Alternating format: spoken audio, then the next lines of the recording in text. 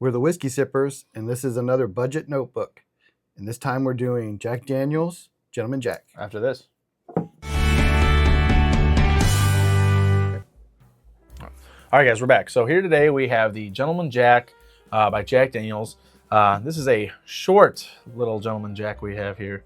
Well, Jack Daniel's was a short guy, so yeah, he was. So bottle fits. So we do have a 375 of the Gentleman Jack.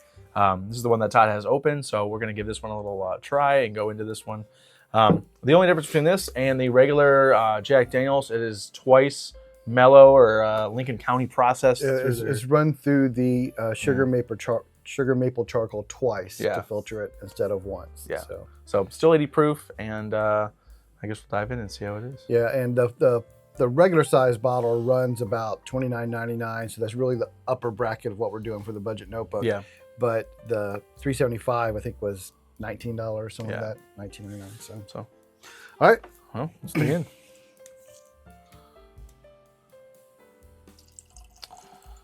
All right. And I don't know if I need to go too much into the history of Jack Daniel's. I think a lot of people already know. Yeah. You know, Jack Daniel's was an orphan. He was taken in by a local preacher. He met Nearest Green, who was a slave, and taught him how to make whiskey. Yeah. Right, how to distill, and taught him the Lincoln County process. Which, if you don't know, Jack Daniel's really is bourbon. It follows all the standards of bourbon. Don't fight us on it. All right. But after it's distilled, they run it through sugar maple charcoal to filter it, and that's what they call the Lincoln County process, and that's what makes it Tennessee whiskey, is running through that process. Yeah. So that's really the difference between a standard bourbon and the Tennessee whiskey. It's that Lincoln County process, and like Devin said, Gentleman Jack goes through that process twice, and there you go. Yeah. I will say on the nose, this is definitely a reminiscent of a Jack Daniel's product. It smells like a Jack Daniel's. You can definitely get that like sweet brown sugar, maple banana. Now the mash bill is the 88 and 12. So it's 80% corn, 8% rye, 12% malted barley. Yeah. Very sweet. Yeah. You definitely get that on the nose. You get that sweet corn. Ooh. I really like got a really pleasant nose. Yeah, this is really a very pleasant nose. I know this is only 80 proof, but it's coming off pretty nice. There's like no burn. Very corn forward, but it's very like that sweet corn. Yeah. And that's kind of the predominant note. Yeah. Well, cheers. It's kind of one note for me. Like, just sweet. That's what it is. It's sweet. It's sweet syrup. It's syrupy sweet. Yeah. Like if you like sweet whiskey. Yeah. Ta-da! If you don't want anything with any bite. Yeah.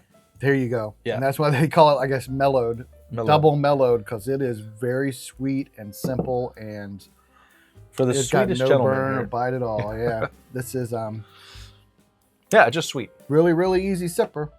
But it's very, very, like you said, one note. You know, comparing this to the other video where we did the JTS Brown, I think the JTS Brown had a lot more complexity and flavors to it. But, you know, if you don't want any bite and you want to have something that just goes down really easy and is like a really awesome opener, this is probably the one for you. I think this is might be great to introduce someone kind of new to whiskey too, because it's just straight and sweet. It almost reminds me of like some of the sweetness of like a Canadian whiskeys. Some of the Canadian whiskeys are just sweet and one note, and like a Traveler or something like that. Yeah. So, but yeah, it's a nice sipper. Yeah.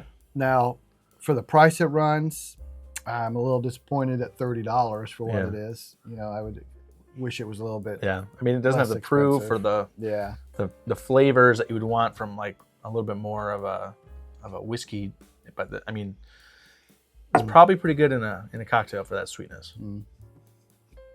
So as we're going to do with all our budget pours, we are going to give that a shot. We are just going to mix it with some soda. We'll give it a whirl here.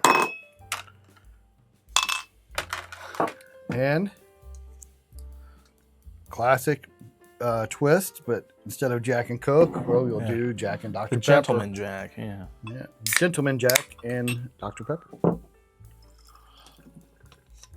Now, I've had a million Jack and Cokes, so when I'm out like on business trips and you go to the bar or something, like you know, someone's hosting you, and usually they only have maybe Jim Beam White Label and Jack Daniels, and that's it. Number 7. Jack and Cokes are what I drink, so I've drank a ton of them. Usually they'll have like a Maker's Mark too. Sometimes I'm like, oh, there we go. All right, I'll go with that. Every once in a while. I'll go with the Maker's Neat then. But well, just on the nose, it's just sweet. Sweet, sweet, sweet. So it's very similar to that, you know, regular Jack Daniels mixed with a soda taste. It's got that. I always finds out I'm bringing a little bit more of that banana out in Jack Daniels when you mix it. So even like sometimes if you just chill a Jack Daniels like with some ice cubes or if you stick it in like the freezer or something, it brings out the banana in them. Yeah. So it does the same in this. Yeah, I usually don't do like Jack and Cokes or cocktails as much, but this is it's not bad. Not bad. Yeah, I think Jack mixes great with Coke, and this does as well. Again, my only complaint is going to be the price. I mean, I don't really see buying this over the regular number 7. There's not that much of a difference. It's got less bite. It's got less youthiness to it when you drink it neat. So, like I said, maybe it's a good introduction pour for people. Maybe, you know, someone just starting out, maybe they consider it higher end. A nice little sweet starter for him. But in my opinion, like a scale of 1 to 10, I'm probably gonna give this a 5. Yeah, I was thinking maybe a 6, just because it does have that sweet flavor, and it's really nothing brash or anything on the taste. But the I wish it had some oomph, and the JTS Brown or, you know, some other like lower tier cocktail mixers have a little more something to counter with the sweetness of the soda or whatnot. It just doesn't deliver on any kind of bite or like flavor, like spiciness or anything like that. Yeah, I'm giving it a little bit lower score because of the price. Yeah. I mean, it's too expensive for what it is, in my opinion. So other than that, it's a nice sipper. Yeah. All right. Let us know what you think about Gentleman Jack or these kind of reviews that we're doing now with these like little cocktails or whatnot, and these like mid to lower tier, like $30 and under pours and whatnot. So. Yeah. So, okay, guys, hit that like and subscribe button. We're on our way to 1,000. We're really close to the time we're shooting this video. Yeah, real close. So, until next time, remember, the best bourbon or whiskey is the one you like the most. Cheers. See ya.